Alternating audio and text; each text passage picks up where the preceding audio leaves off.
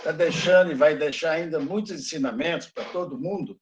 E para nós aqui no Brasil, a gente viu que nós temos que ter um sistema de saúde preparado, porque outras pandemias seguramente vão vir. Essa nem acabou ainda. Infelizmente, nós teríamos que ter mais investimento na atenção básica de saúde, que sustentou essa pandemia no Brasil foi o SUS, né? Nós precisamos reduzir muito rapidamente a nossa dependência de fármacos, insumos, vacinas, que todo mundo está vendo aí, o tanto que nós sofremos, né? E, obviamente, isso precisa de uma política de Estado e pesquisa também, básica, que eu vou falar mais adiante, e a gente está vendo exatamente o contrário, o país ser destruído na sua pós-graduação, CNPq, em todos os aspectos da ciência e inovação. Mas antes eu vou falar algumas coisinhas. O que leva à inovação? A inovação ela é um produto da pesquisa, sobretudo nessa área de medicamentos. Todos os países que são grandes hoje, que desenvolveram, eles têm uma ciência básica de ponta. É impossível você inovar sem ciência básica. E isso é o que nós estamos sofrendo neste momento, por falta de recursos e de uma política, né? A ciência gera monopólio, que são as patentes, né? E isso gera a inovação. Portanto, esse monopólio é o que está travando até a coisa mais importante, que é a vacina.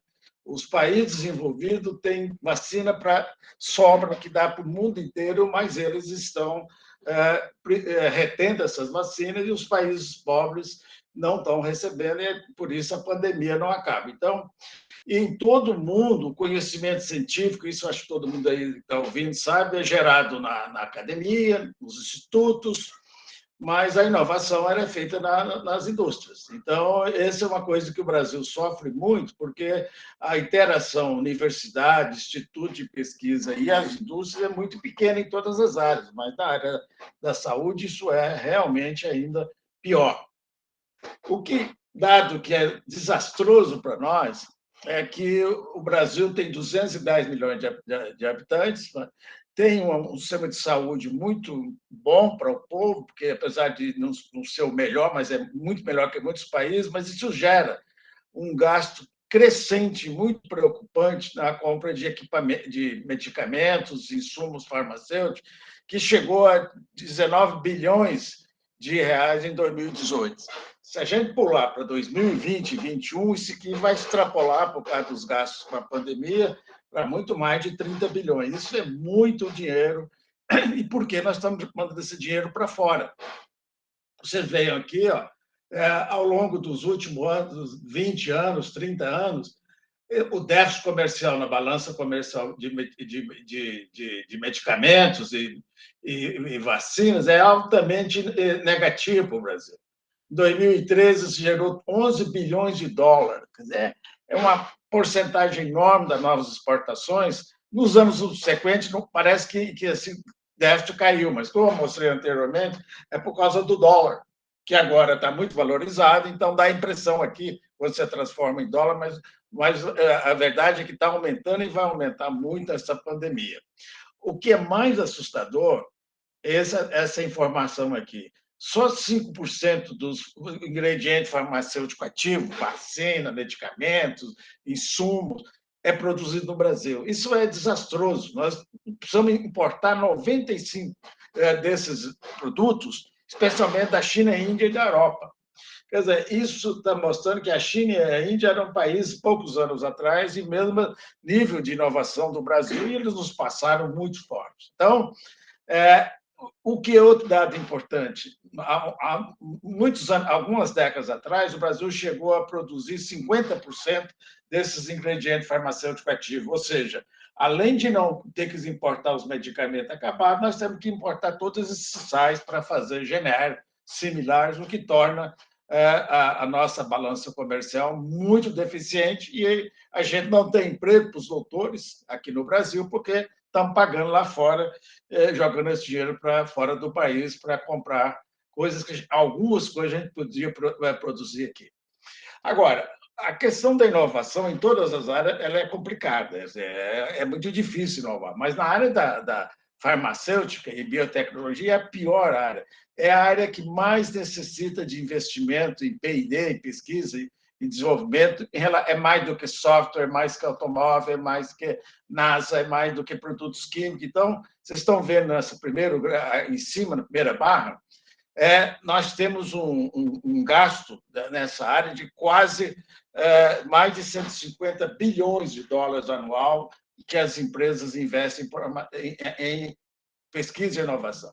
E mais de 50%, é a barrinha verde aqui em cima, é feita nos Estados Unidos. Os Estados Unidos dominam esse processo porque investe muito nessa área, e a área azul segue os países europeus. Mas logo distante está chegando a China e os países asiáticos, Coreia, Índia, e mostrando que isso detém, então, as patentes que detêm o conhecimento, e nós vamos, o resto do mundo tem que comprar desses países, é o que a gente está vendo nessa pandemia. Bom, o processo de desenvolvimento de um medicamento realmente é um processo complexo, né? E aí, por causa dos custos, da demora, que são 10, 12 anos para sair da pesquisa básica, onde que começa tudo, onde você encontra os alvos farmacológicos, onde você encontra as proteínas, os receptores, até chegar na aprovação, isso é 10 anos ou mais. E você passa por uma fase que o Brasil não tem quase ninguém trabalhando, que é a área da discovery, é a área de inicial, porque é muito cara, porque precisa de uma ciência extremamente de alta qualidade, que eu vou falar mais tarde, que a gente ainda não tem. Depois entra a área pré-clínica, que é o que nós estamos fazendo aqui no CIEMP, que não tinha nenhum centro, agora a gente está fazendo essa parte aqui. Depois entra a parte clínica, que por causa das multinacionais, o Brasil tem vários bons centros de pesquisa clínica, que é a fase clínica 1, 2 e 3, e a gente está vendo isso todo dia na televisão, vacinas sendo testadas, agora medicamentos, mas a gente não vê medicamentos e mesmo a vacina produzida no Brasil chegando nas fases avançadas. E isso tem várias explicações, mas uma delas é falta de recursos. Mas não é só a falta de recursos, tem outras questões que vamos falar. Para quem não conhece bem, esse slide aqui mostra bem o que é esse processo. É um funil muito grande de moléculas que você põe para selecionar num alvo, determinado alvo, aonde cerca de 5 a 10 mil moléculas, no final pode sair um medicamento. Mas esse custo aqui é muito alto. Sair daqui dessa funil para ir passando, e por isso os medicamentos não têm a menor hipótese de serem baratos. Eles vão custar cada vez mais caros, e por causa que as doenças ficam complexas, a população envelhece. Então, isso, poucos países do mundo dominam essa cadeia toda, e o líder absoluto nesse processo são os Estados Unidos, tanto na produção, desenvolvimento, como no consumo desses medicamentos, né? O que mostra aqui também esse slide é aquilo que eu já falei no primeiro slide que eu mostrei, o segundo, aliás, é o aumento ano a ano crescente dos gastos da indústria farmacêutica para produzir novos produtos inovadores. Então, vocês estão vendo aqui, ó, em 2021, eu já mostrei lá, nós estamos atingindo 186 bilhões de dólares, é o que as indústrias investem nessa área, que é quase 15% que elas faturam, e isso vai crescer ao longo do tempo, sinal de que os medicamentos vão custar mais caro, e infelizmente a gente vai ter que... E é importante notar de que cada ano no mundo são desenvolvidos um pouco mais de 40, 50, eventualmente 60 novos medicamentos. Então, o custo é dividir esses quase 200 bilhões por um número de medicamentos que são registrados. E aí vai mostrar que custa mais de 1, 2 bilhões de dólares cada um desses medicamentos ou vacinas desenvolvidas. Bom, por outro lado, vocês vão ver, o mercado global de medicamentos é um absurdo. O mercado global de medicamentos em 2021 está próximo de 1,4 trilhões de dólares. Para vocês terem uma ideia, o PIB do Brasil não chega a 1,4 trilhão de dólares. Então, é um dos maiores mercados entre todos. E como vocês estão vendo, a projeção vai aumentar, porque os preços dos medicamentos são cada vez mais altos. Essa é uma preocupação que nós temos no Brasil, porque a nossa ciência não resultou ainda em inovação na área da saúde. E, por isso, nós somos dominados por grandes farmacêuticas. As grandes farmacêuticas, que estão mostradas as 10 maiores, a maioria delas concentrada nos Estados Unidos. Né? Você vê que a maior empresa é a Pfizer, que tem 53 bilhões de faturamento, depois vem a Roche com 45, a Johnson Johnson, a Roche é europeia, a Johnson Johnson 40 bilhões, Sanofi europeia 39, a Merck americana 37, Novartis europeia, a AbbVie americana com 32, aí até a Glaxo, que também é europeia. Então, Europa, Estados Unidos, mais Estados Unidos, domina esse mercado que eu falei há pouco, já está na ordem de 1,43 bilhões de dólares, que portanto, já passou de 1, é maior que o PIB brasileiro. Bom, aonde são feitos esses medicamentos? Eu já falei. Aqui esse gráfico mostra dados de 2000 a 2009, mas esse dado não muda muito ao longo desses anos. Então, os Estados Unidos representam mais de 50% a 70% dos medicamentos de inovação no mundo atual. Cada ano, seguido da Europa, que vai de 30% a 25%, depende do ano. E depois eu falei, vem os países. A China começa a crescer absurdamente nessa área, não vai dar tempo de discutir isso hoje. A Índia é muito responsável pelo medicamento genérico, vem quase todos fabricados lá, os sintetizados.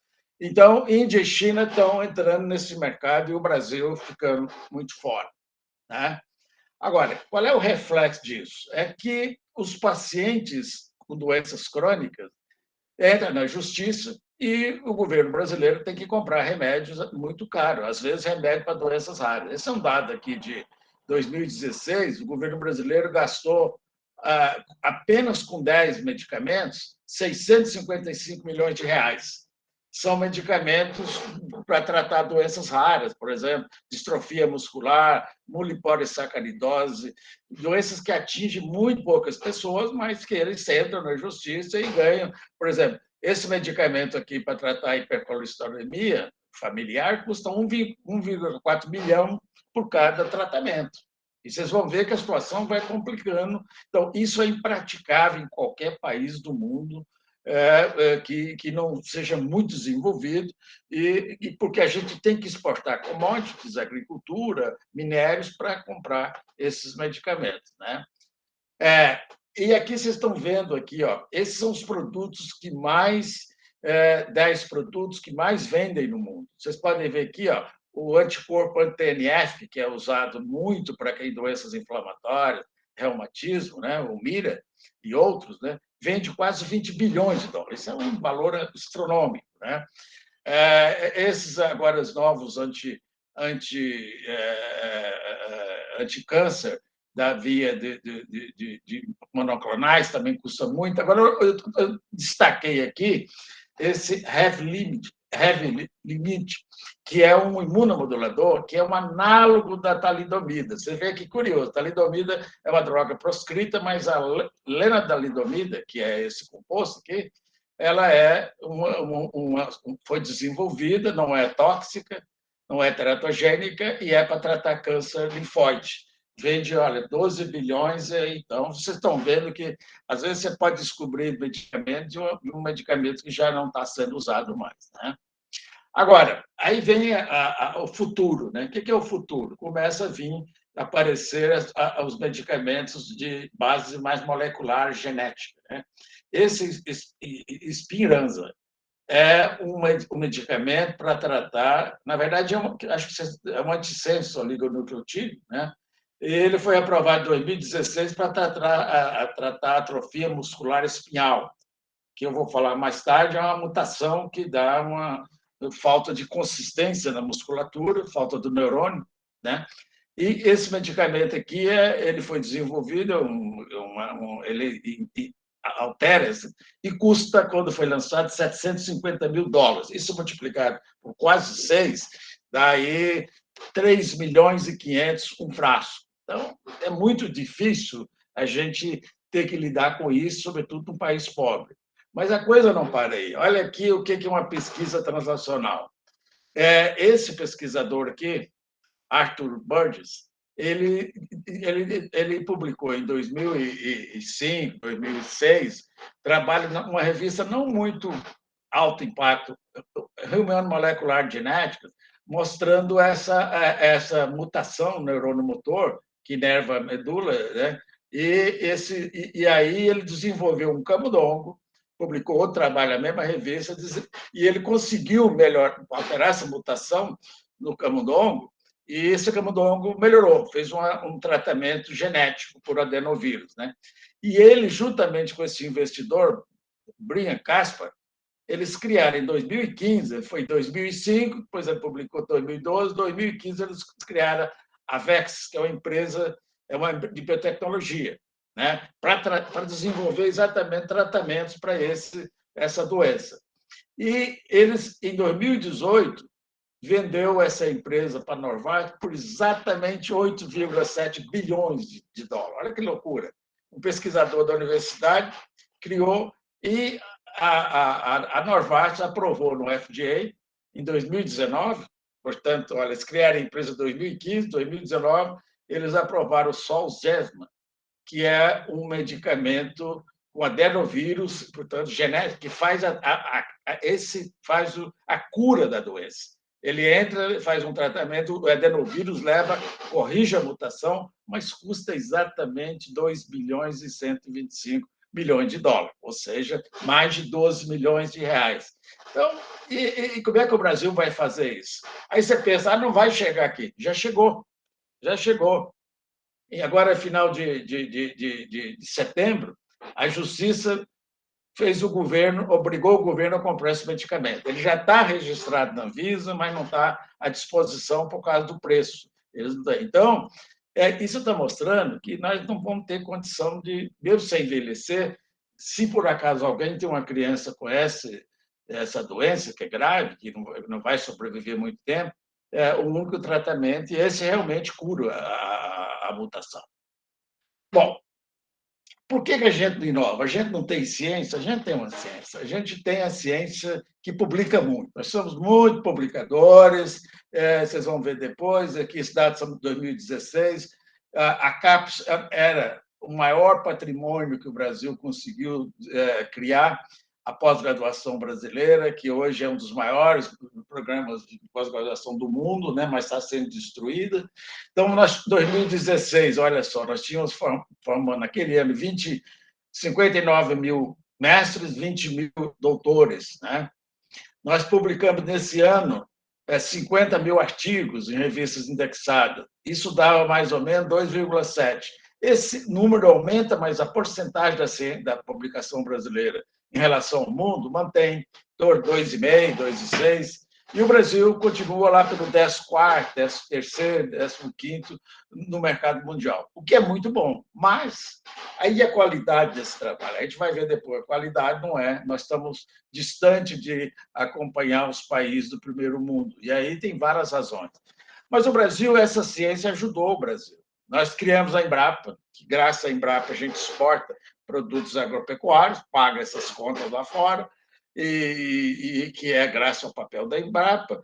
Graças às universidades, a gente tirou petróleo do fundo do mar, lá no Rio, a COP ajudou muito. Graças às universidades, a Embraer foi criada em parceria. Hoje o Brasil é um player mundial na aviação. E o Brasil é a 8ª economia mundial, mas só tem 1% das exportações mundial, mas tem 2,7% da produção científica. O que a gente pode concluir? Essa produção científica não resultou em inovação. A gente continua dependendo das commodities para... Então, isso é grave, e isso nessa pandemia mostrou ser desastroso para o país. Uma das razões, mas eu acho que ela não é uma das mais, só a única responsável, é o pouco dinheiro que o Brasil investe em pesquisa e inovação.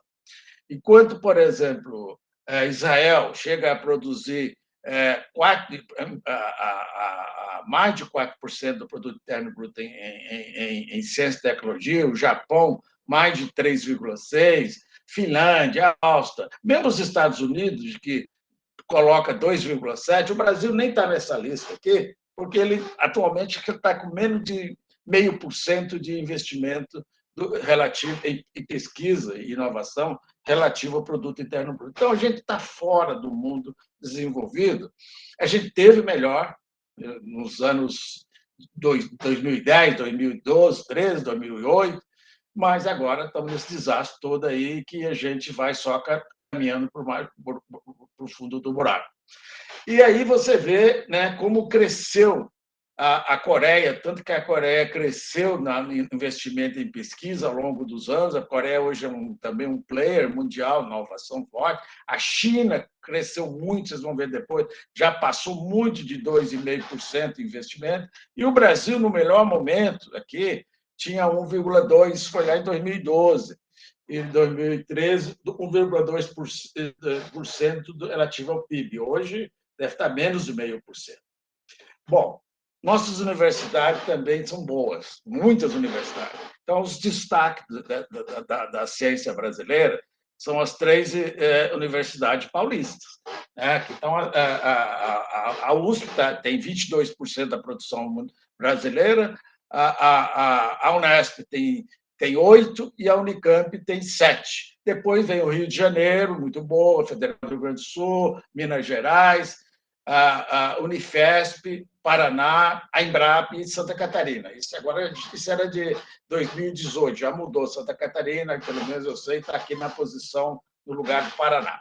Então, toda a pesquisa brasileira é feita das universidades públicas, praticamente 98%. Então, cresceu. A USP já está entre as 100 melhores do mundo nesse momento. Então, é um grande feito que nós estamos perdendo muito, talvez não, isso daqui a 2, 3 anos nós estamos muito distantes do que éramos. Né? A pós-graduação, que agora está sendo devastada, ela começa nos anos 70, mas a partir dos anos 90, meados dessa década de 90, ela começa a explodir, ganhar força. E você vê aqui, a gente tem aqui uma formação de muito grande de doutores, né? E vai crescendo, e nós já chegamos a 21 mil doutores em 2017. Eu vou mostrar depois. Isso está crescendo. Então, isso é muito ligado, somente ligado à pós-graduação. Notar que homens e mulheres chegou no empate 50 e 50 em 2013. Hoje, a gente tem mais mulheres na pós-graduação do que homens, 4%, e acho que nos anos subsequentes continua crescendo. Então, isso foi muito bom. Mas, por outro lado, vocês estão vendo quanto vocês devem conhecer muitos doutores que não têm emprego ou que foram para o exterior na busca de oportunidade, porque o país nem criou emprego na indústria e nem criou emprego nas universidades. Então, nós acabamos não tendo colocação para muitos desses doutores, que custou muito dinheiro e muito tempo formar. A produção científica acompanha linearmente o número de doutores formados. Então, a gente partiu em 96 com 2.500 artigos por ano, para chegar em 2018 com 62. Então, há um crescimento muito grande. E aqui é preciso dizer, a qualidade ainda é um problema, porque publicar muitos artigos, não é tão difícil. Agora, publicar poucos artigos, e artigos de alta qualidade, com pesquisa realmente importante, é um desafio muito grande que nós vamos ter que aprender. E isso é uma trajetória que a gente precisava de ter inovação caminhando junto, e a indústria também. Né? Bom, como a gente não tem essa ligação com a indústria, se nós considerarmos nossa patente, nós estamos atrás de muitos países. Por exemplo, 2014, a Coreia, 16 mil patentes. Olha aqui, Taiwan, que é uma ilha pequena, 11 mil, posição número 5 do mundo. A China estava crescendo e explodiu depois disso. 3 mil patentes, número 11. O Brasil, olha lá, 26.300. uma distância muito grande que eu acho muito difícil a gente superar isso nos próximos anos, ainda mais nesse atual cenário aí. Mas olha que interessante. Desde 95, o Japão era o país que mais transformava papers publicados em patente. O Japão tinha 42% das patentes mundiais, né? Depois tinha os Estados Unidos, lá com mais ou menos 25%. Mas, olha, o Japão perdeu espaço muito grande e atingiu 2016 já quase com 20%. Mas olha a explosão da China. A China passou todo mundo e está ainda crescendo. A China já está quase na posição do Japão, que já não passou. E os Estados Unidos mantêm aquela liderança dele, com pouca flutuação. Depois vem a Coreia, que também é forte. Então, esse quadro para nós, o Brasil você não consegue ver aqui nessa escala, porque está lá aquelas 300 patentes por ano lá. Né? Então, é realmente preocupante. Agora, quando você pega. Havia um momento, lá pelas 2 décadas atrás, que dizia que só as empresas faziam patentes. Hoje mudou radicalmente. Se você pega as pesquisas translacionais melhores do mundo na área de biotecnologia, farmacêutica, você vai ver que a maioria desses pesquisadores fizeram muitas patentes. O número 1 aqui no ano 2019 é uma pesquisadora que nós vamos falar dela daqui a pouco, a Jennifer Doudna, da Universidade da Califórnia, que tinha 13 patentes, ela trabalhou na área do CRISPR.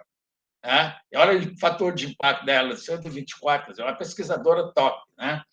Esse é um pesquisador do MIT, que trabalhou na mesma área e concorre com ela, também muitas patentes. E aí você vai ver, a grande maioria desses pesquisadores estão nos Estados Unidos.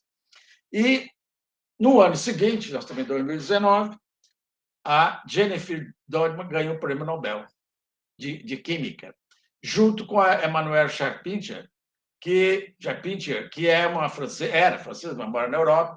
Elas duas dividiram o Prêmio Nobel porque desenvolveram a tecnologia do CRISPR, de eleição gênica. E essas duas, cada uma tem várias empresas. Por quê? Porque, então, uma está na Suécia atualmente, a outra da Universidade de Califórnia, Berkeley. Então, eu pergunto, qual a diferença de ser um top na ciência e um top na inovação? Atualmente, nenhuma. Nenhuma. Quer dizer, essa é a pesquisa translacional, que dá prestígio e que dá também a riqueza do mundo, né? Transvertida em medicamento. Se a gente pega agora as 20 instituições acadêmicas que mais têm patente no período maior, 2016, 2020, você vai ver, com exceção de uma delas, que tá no Japão, todas são americanas, todas as universidades americanas, todas, na área de biotecnologia. Né? E isso mostra que a Universidade da Califórnia é a maior que deposita patente no mundo dentro da universidade. Ela depositou 1.657 patentes. Né? Isso mostra, depois vem a Universidade de Stanford, depois vem o MIT, aí vem o Texas, e assim a gente vai ver. Isso, o que está dizendo? As descobertas que a gente vai ter, além de prêmio Nobel que vai sair daqui, nós vamos ter muitos medicamentos, vacinas e outras coisas que estão embutidos nessas patentes que ou já saíram ou vão sair nos próximos anos. Agora, aqui, e os pesquisadores que mais fazem pesquisa translacional? O que eu chamo de translacional? Aquela pesquisa básica que resulta em inovação. Aqui você tem, em primeiro lugar, aquele Zhang, que eu falei há pouco, que estava no MIT, né? E você, grifado aqui em vermelho, eu já grifei 3 chineses. Ou seja, a China avança muito nessa área e, muito breve, ela está competindo com os Estados Unidos por vacinas, medicamentos e insumos que já para nós. E, só para você ter uma ideia, a diferença do nosso governo e o governo do país desenvolvido, esse Robert Langer, ele é do MIT, tem um monte de patentes, e ele é atual consultor de pesquisa e inovação do governo Biden. Ou seja, é uma diferença brutal ter uma pessoa que estimula no próprio governo federal, e isso o Brasil não tem, e se tivesse, seria um negacionista da ciência também. Então, a gente está numa situação mostrando que o domínio do mundo está nesses quadros aqui na área de biotecnologia e inovação.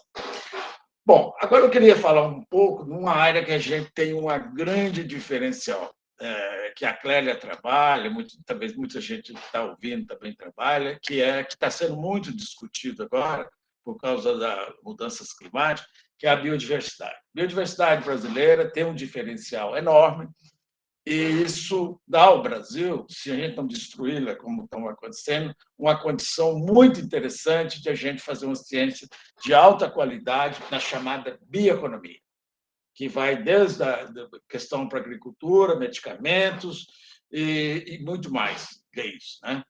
E para mostrar o valor dessa biodiversidade, ainda hoje, quase 40%, mais de 40% dos medicamentos do mundo vêm da origem da biodiversidade. As plantas, em primeiro lugar, os micro-organismos, em segundo lugar, e os animais. Isso significa que isso requer uma ciência de alto nível, mas precisa ter a biodiversidade que o Brasil tem, né?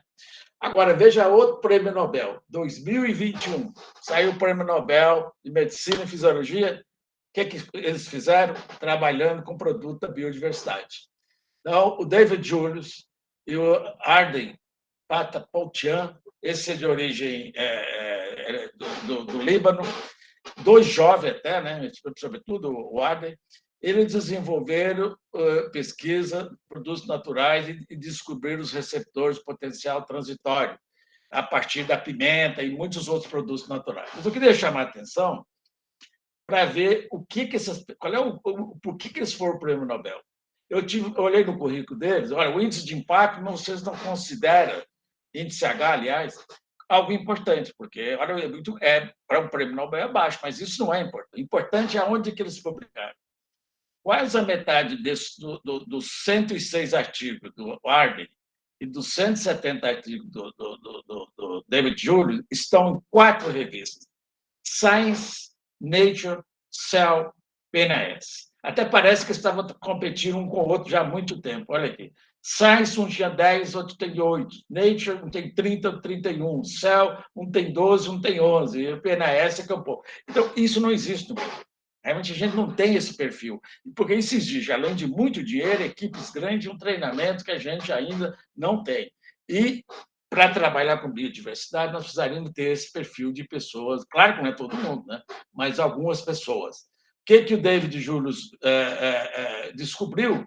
Que a capsaicina, que é aquele produto que age na pimenta, já era muito estudado, né?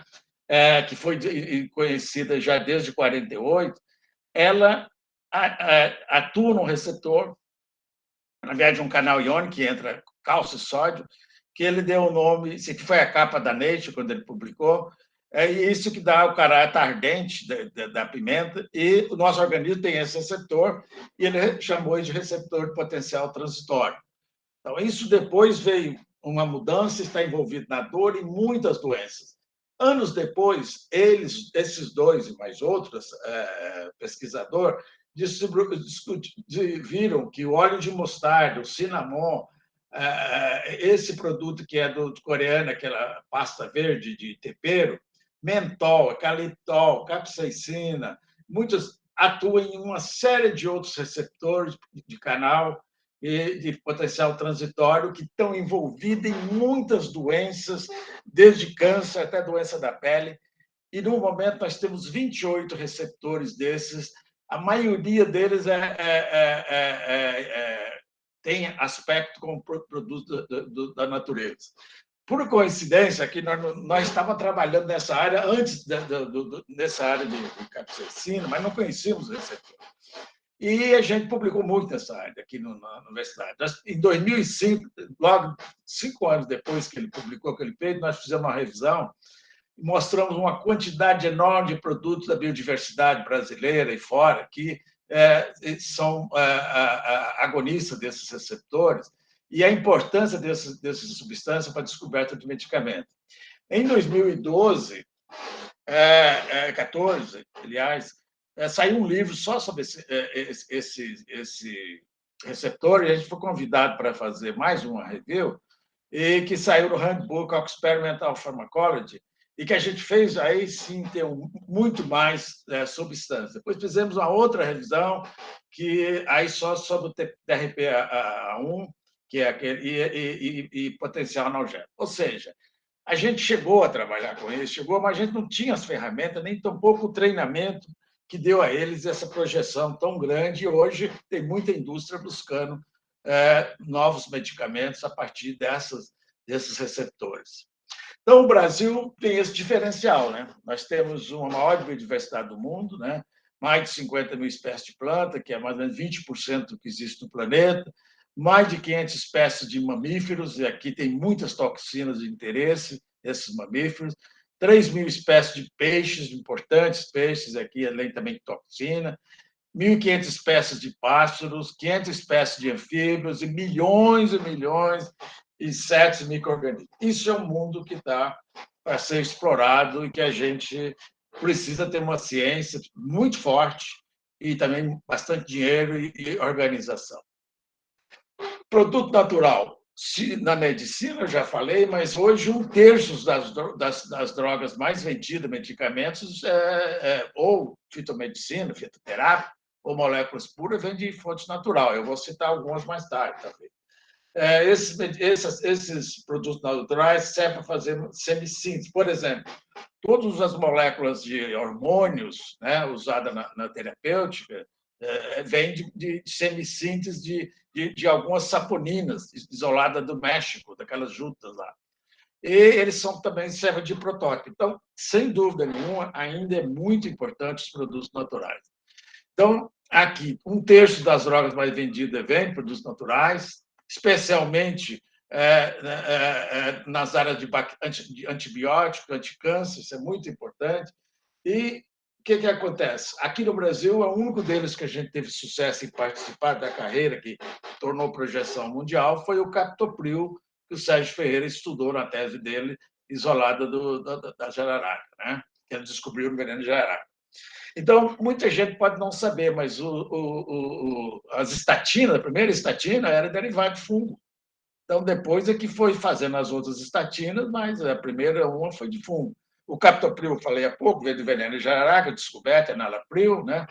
A ciclosporina, que permitiu todo esse avanço atualmente no mundo inteiro, o transplante de órgãos, sobretudo o rim, a ampamicina, o tacrolimus, vem de fungo.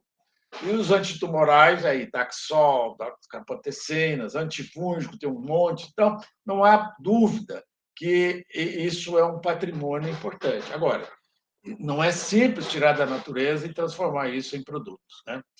A gente teve um grau de sucesso. Quando eu digo, era o grupo que trabalhava na Universidade Federal de Santa Catarina, nós fizemos uma parceria com o Laboratório Axê, aliás, o Axê que fez uma parceria com a gente, porque ele estava desenvolvendo, e nós, depois de 8 anos de estudo, e eu, o Axê financiando, nosso grupo e muitas outras pessoas, nós fizemos a parte preclínica, foi desenvolvido o Axeflan, que é uma planta que corda verbenácea, que dá no Brasil inteiro. Então, é um forte analgésico anti-inflamatório, que gastou 7 anos para ser feito, então gastou 10.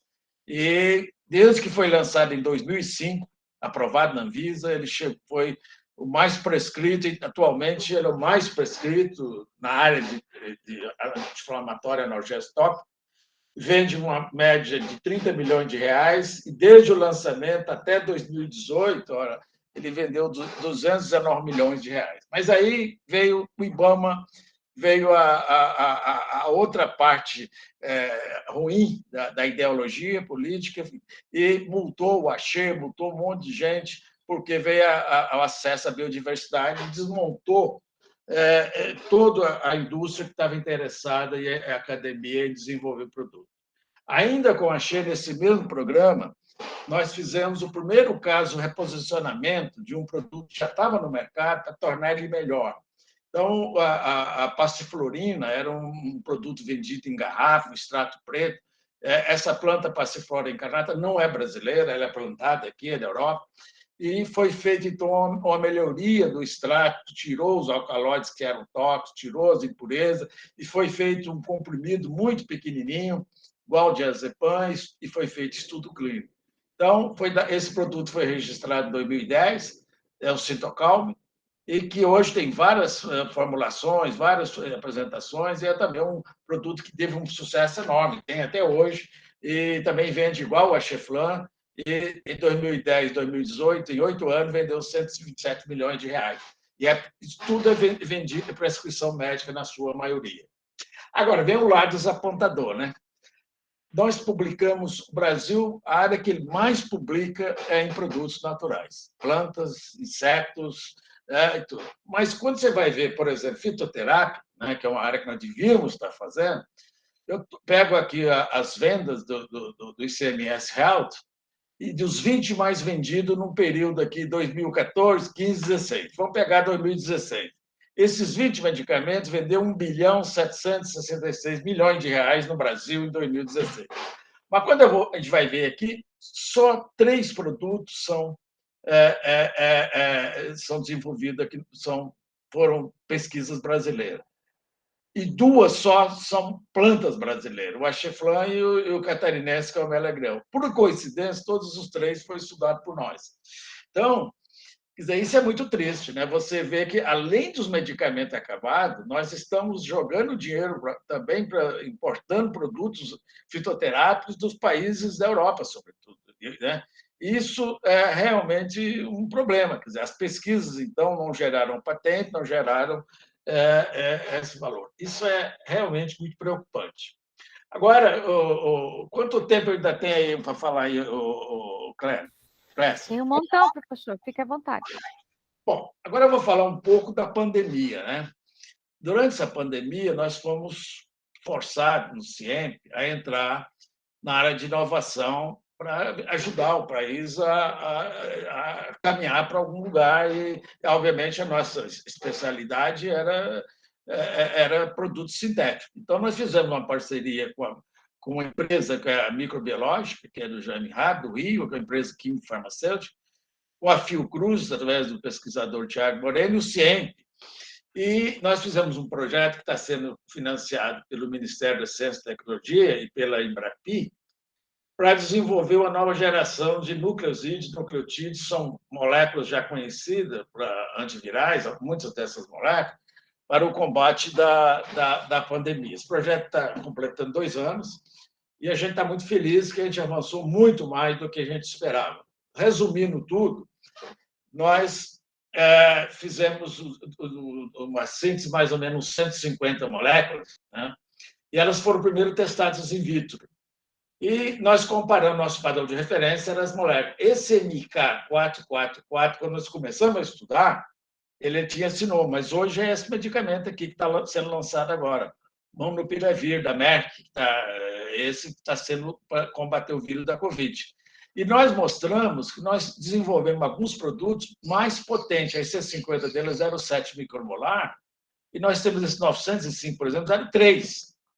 Além disso, esse produto, todo mundo sabe, ele é mutagênico, então ele mata a célula também. O índice de seletividade dele para a célula, para inibir e matar a célula, é muito baixo, 80. O nosso é 2.000. Então, isso, mas mesmo assim, como ele saiu primeiro e a Merck comprou esse produto, ele já está na fase clínica e por vias de ser registrado. Então, isso, nós resolvemos, então, estudar esse composto aqui, 905, para a parte de desenvolvimento, e continuamos a desenvolver outros produtos que, se der tempo, eu mostro alguma coisa. E está aqui. Além desses, nós testamos em células pulmonares transfectadas, isso é feito na Fiocruz. O CIEMP não tem essa índice de segurança para trabalhar, laboratório de segurança para trabalhar com vírus patogênico. Então, o Molnupiravir aqui, vocês estão vendo novamente a potência dele, mas nós descobrimos 2 compostos, 922, 921, que é ativo na ordem de nanomol. Esse aqui é ativo com 30 nanomol. Esse aqui com 10 nanomol, né? Esse com 10, esse com 30. Então, bem mais potente e nós estamos desenvolvendo eles agora. O problema é transpor isso in vitro para in vivo, que você tem que mostrar a eficácia também em vivo. E aqui está a dificuldade. Para testar em vivo, como vocês todos sabem, os animais não têm o receptor para contaminar com vírus. Esse receptor é aquela enzima conversor de angiotensina 2, que é aquela proteína. Então, foi desenvolvido camundongos transgênicos que expressa essa enzima humana. E aí, esses camundongos são infectados. Então, o experimento é feito da seguinte forma: é um laboratório de segurança máxima, trabalhar com animais em vivo, e é infectado esses animais por via nasal com uma grande quantidade do vírus. Esses animais começam a perder peso assustadoramente, alguns morrem lá na frente, e aí a gente tratou com aquele composto que eu falei para vocês, 905, nós já fizemos toda, e você tem uma proteção, não é total, embora a perda de peso dos animais continua, que hoje já se sabe, porque o vírus vai para o cérebro e dá uma inflamação muito forte no cérebro. Então, isso parece que quase nenhum só as vacinas que impedem isso aqui, mas a morte dos animais, ele bloqueia bastante bem, e isso nos levou a passar esse produto mais adiante. Aí, não vou falar tudo isso aqui, nós fizemos toda uma bateria de testes de segurança, de toxicologia, farmacologia de segurança,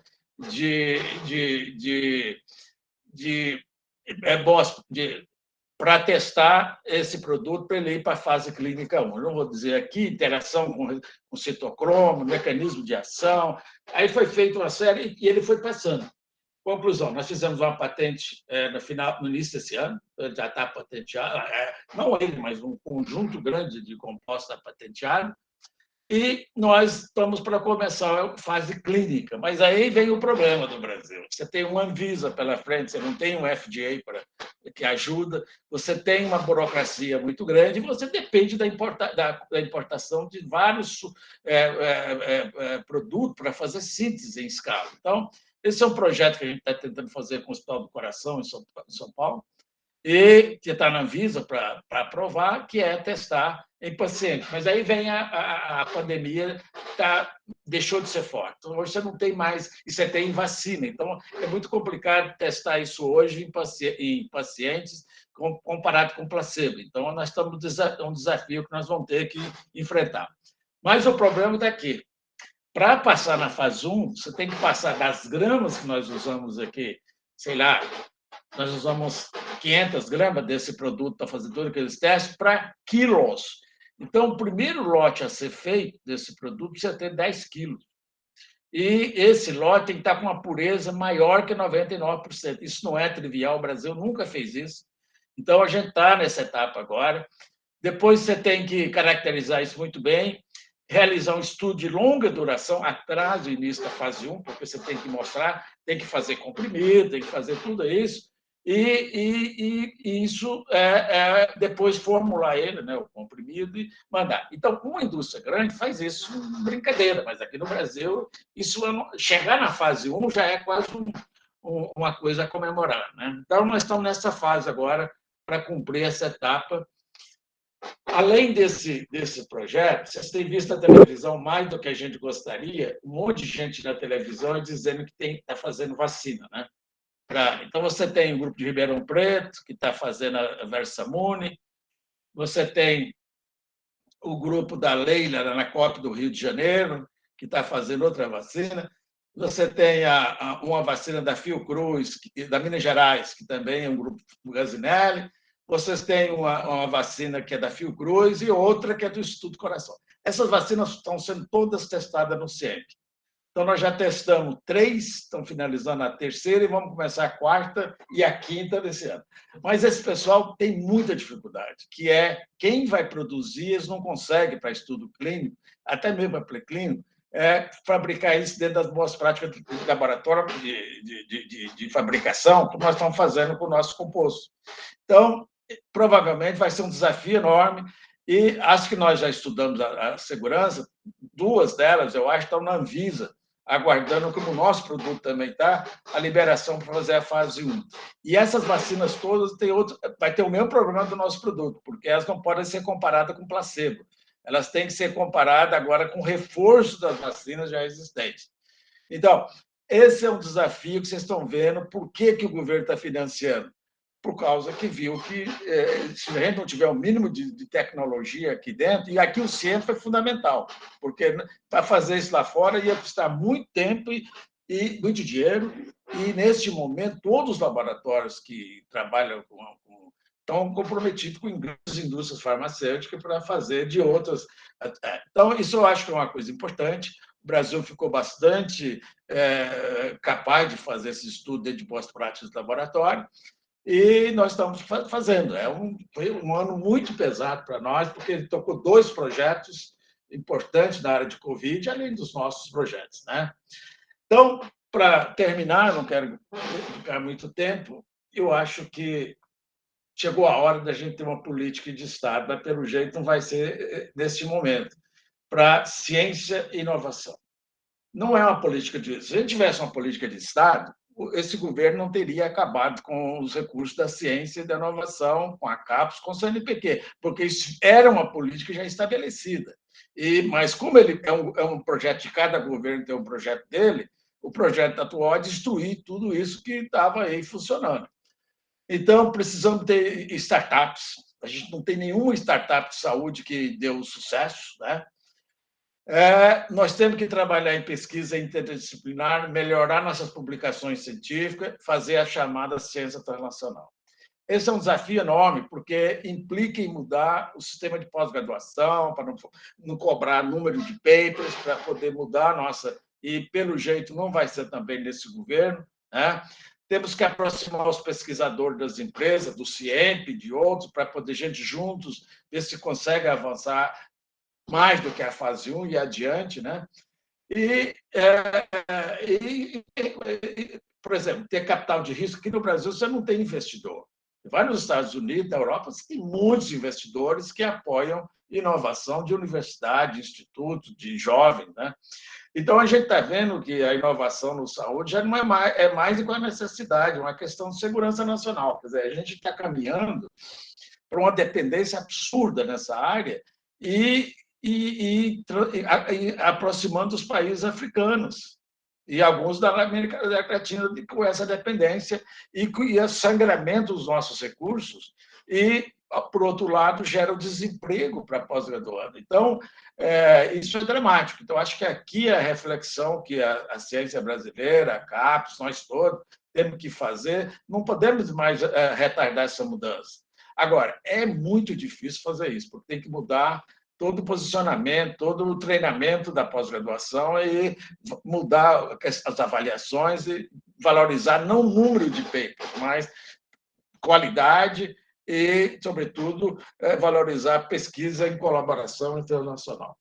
Bom, aqui está meu endereço, eu agradeço pela oportunidade, meu e-mail, meu telefone, e fico à disposição para responder, se tiver tempo agora, algumas perguntas, e agradecer mais uma vez a grande oportunidade que vocês me deram. Foi um prazer retornar aqui e lembrar da memória do professor Leopoldo de Meis, a quem eu estou dedicando essa minha apresentação, e também uma reflexão sobre a nossa qualidade de ciência, nosso papel na sociedade, e melhorar a desigualdade entre nossos povos, né? Então, é isso que eu tinha para apresentar e desejar muito sucesso para o projeto Novos Talentos aí do Leopoldo de Meis. Muito obrigado a todos. Obrigado, Calixto. A professora Vivian ela vai conduzir esse momento agora. Ela já está aqui, né, com a gente. Tá. Eu vou só tirar aqui a apresentação, que fica mais fácil, né? Aonde que eu tiro aqui essa apresentação daqui? Deixa eu ver. Sabe? Para poder aparecer a imagem. O compartilhamento. A Clara está aí? Eu? É aí mesmo. Como é que eu tiro aqui essa coisa agora? O senhor pode sair aí. Pode sair daí. Tá. Agora já deu. Parar a apresentação. Parar a apresentação. Pronto, professor. Tá. Ô, Vivian. Oi, Calixto, deixa eu só dizer para o nosso intérprete que nós havíamos combinado que ele ficaria durante sua apresentação. Então, eu quero dar liberdade a ele, porque ele pode sair agora, e nós continuaremos com essa discussão, para não ficarmos limitados tanto no horário assim. Então, Alexandre, muito obrigada mesmo, e sinta-se livre a partir de agora, tá bom? Obrigado, Alexandre. Obrigado. Obrigada, Alexandre. Calixto, você não imagina a minha felicidade de ver você de novo. A última vez que eu vi foi em Brasília, quando você foi apresentar aquilo sobre Leopoldo, lembra? Faz aqui uns 4 anos já, né? Pois é. A vida nos separa, né? Essa pandemia foi. A gente nem sabe quantos estão vivos, mas quando eu vejo uma pessoa, eu pergunto logo se, né, como é que está. Mas é muito bom. Mas temos muitas saudades de quando você era coordenador, né? E, é claro, temos muita saudade do Calixto pessoa, né? Pessoa humana, né? Muita mesmo. Pois é, a gente fica revendo o passado e eu estava falando antes de começar, vendo o país nessas condições, a gente disse que era feliz e não sabia, né? Porque naquela época tudo era difícil para a gente conseguir fazer. Atualmente, a gente está num mundo, aqui no Brasil, muito difícil. Então, eu gostaria de abrir as perguntas. Eu tenho algumas perguntas, mas talvez se nós pudéssemos abrir as perguntas para o público em geral, e aí ele pedir para levantarem a mão. Eu acho que seria talvez o mais razoável. Tudo bem, estou à disposição. Deixa eu aqui ver se tem. Porque no chat não tem nenhuma pergunta. Então, então a professora Clélia, se você pudesse fazer a primeira pergunta, por favor. Nossa, tem um monte aqui, mas eu vou selecionar só uma, professor. Tá. Tudo bem, fica à vontade. Uma delas é o seguinte: há muito tempo atrás, quando eu comecei nessa área de produtos naturais, né, era um estigma você, na universidade, trabalhar como empresa. Hoje mudou bastante isso, né? Mas mesmo assim a gente vê poucas empresas procurando as universidades para fazer algum tipo de colaboração. Queria saber o que o senhor acha que falta? Falta nas universidades as tecnologias e a urgência que as empresas querem? Ou falta as empresas entenderem o que as universidades fazem?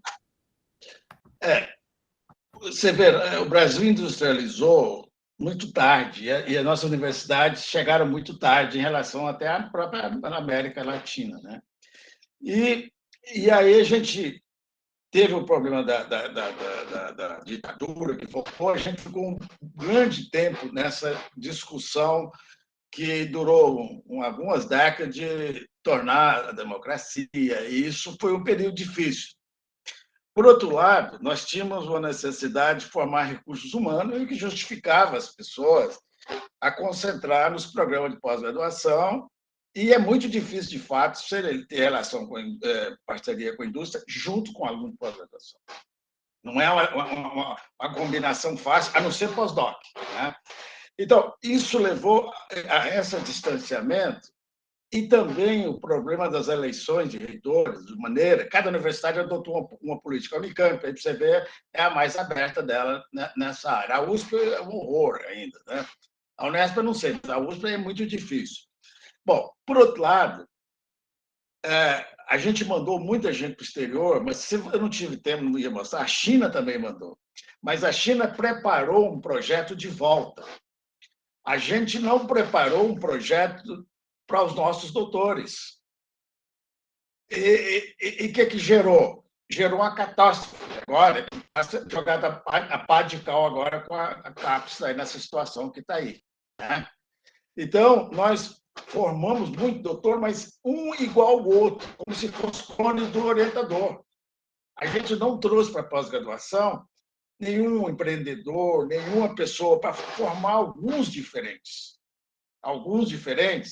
e a indústria tampouco foi atrás dessa iniciativa, a não ser as engenharias, a Embraer, a farmacêutica era um horror, e a farmacêutica era toda muito rica, os homens, mas é uma empresa familiar no Brasil. Então, ela não tem interesse de ir atrás, de gastar, porque está dando muito certo. E o governo fez um programa pela FINEP, pelo BNDES, muito bilhões de reais, mas um programa de quase que uma assistência à indústria. Ela não pôs junto pesquisadores. Então, eu acho que nós vamos ter que mudar, porque nós vamos virar uma África. Nós vamos virar uma África, vai morrer todo de doença. Porque não tem outro jeito. Se a gente não tiver uma condição de fazer algumas coisinhas aqui, viu? Como é que você tem um medicamento? A Vivian tem uma filha que toma TNF-alfa, tomava. Toma, Vivian. Você viu o preço que está ali, o custo. Agora, como o medicamento pode custar $2 milhões, uma dose?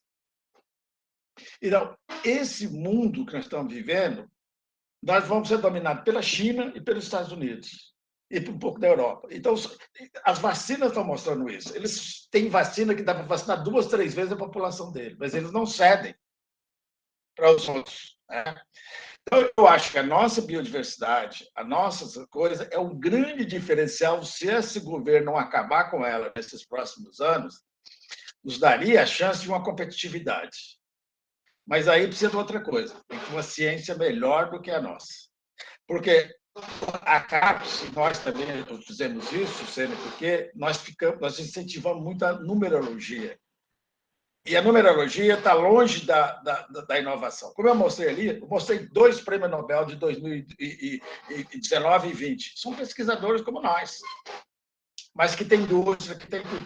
Por que eles chegaram ao prêmio Nobel? Porque eles mudaram o mundo na maneira de pensar. Aquela tecnologia que eles estão criando vai curar muita gente, vai fazer muito. O outro pegou a pimenta, que é uma coisa mais velha, e tirou dali um novo receptor, que hoje tem 28 receptores envolvidos nas mais diversas doenças possíveis. Nós estávamos junto com ele na época, mas a gente estava muito longe. A gente estava trabalhando naquela área por coincidência. Né? Mas, enfim, essas coisas. Eu acho que a ficha está caindo, mas eu ainda vejo que os governos e muitos dos nossos colegas ainda não sentou. Há espaço para todo mundo, mas para criar emprego para nossos jovens, para nossos carros, tem 2 maneiras. Ou ampliar as universidades, que eu acho que não vai mais, ou criar empresas de base tecnológica. Obrigada. Wagner, sua pergunta, por favor. Está desligado o teu alto-falante. Calixto, obrigado pela apresentação, saudade de conviver com você. Só relembrando, né, a gente teve a oportunidade de falar no início a sua importância junto à CAPES, na época da sua coordenação, criação dos novos talentos e ter ajudado todo esse processo. Muito bom relembrar isso, bom tê-lo conosco. Calixto, eu fiquei pensando, né, eu estou à frente da pós-graduação aqui, a gente chegou a conversar um pouquinho no início, e a gente vive um momento de grande aflição, porque a CAPES me parece que está sendo implodida diariamente.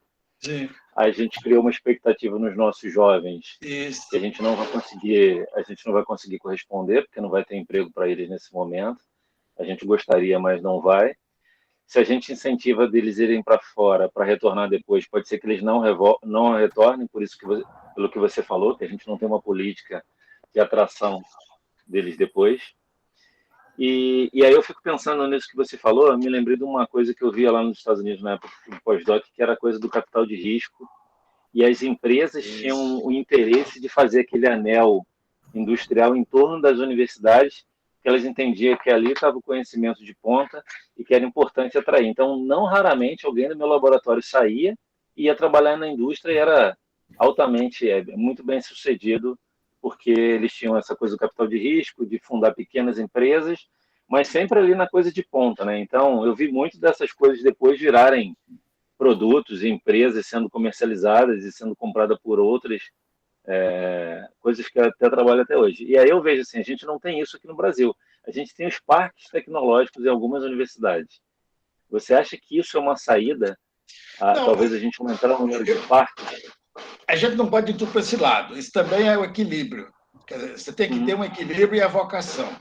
Mas o pós-graduando teria que ter o direito ao emprego. Quer dizer, então, aí, tem uma parte deles, por exemplo, eu vejo aqui no nosso centro, a gente tem vários pós-doc, passa muitos foram embora para o exterior, treinaram. E eles têm uns que têm um jeito para fazer isso, outros já não têm. Né? Mas o que eu vejo é o seguinte: por que deu certo as startups da área de tecnologia da informação? Porque ela não é regulada e os investidores estão do lado, porque ela é rápida. Entre fazer uma empresa de tecnologia, fazer ela virar $1 bilhão, já tem aqui no Brasil essa chamada unicórnios. Primeiro, que a distância é curta. Segundo, às vezes nem patente tem. E segundo, que o cara já sabe dali a quantos anos ele vai ter aquilo. Né? Na nossa área, a chance de sucesso é menos de 1%. Por isso que é caro assim. Né? Agora, e os capital de risco, por que não tem no Brasil? Primeiro, porque a indústria que gerou, tudo foi cópia. Ela nasceu copiando, dando as patentes lá de trás que não tinha, o Brasil não reconhecia. Então, o cara acostumou a copiar e ganhar dinheiro. Segundo, ela é familiar. Então, o sujeito não tem na cabeça dele a necessidade de ajudar o país. Na cabeça dele, ele é um empresário como outro qualquer. Ele não enxerga essa área como sendo uma área importante para o Brasil. Então, ele enxerga que...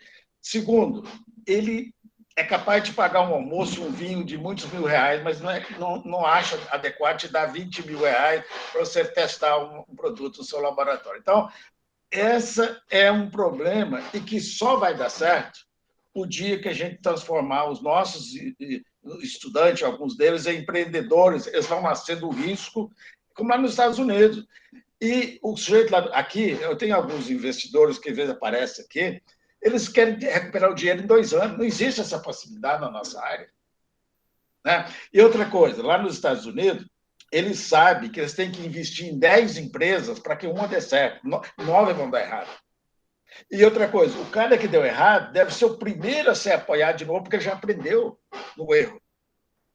E nós não temos esse aprendizado, porque não tem outro caminho, é errar, aprender e ir treinando. Então, o que eu vejo é que nós temos que criar, na pós-graduação, tem que mudar a pós-graduação.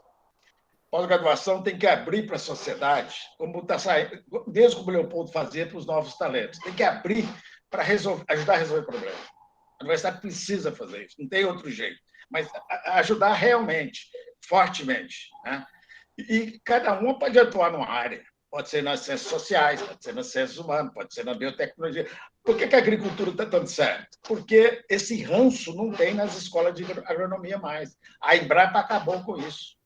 Então, você pega as escolas de agronomia, é muito comum, todos estão empregados, quase todos estão empregados, porque o grande no campo, na agroindústria, tem muito investidor. Tem muitas empresas multinacionais que, ao contrário da farmacêutica, estão fazendo pesquisa no Brasil, na área de agricultura, porque o mercado é grande.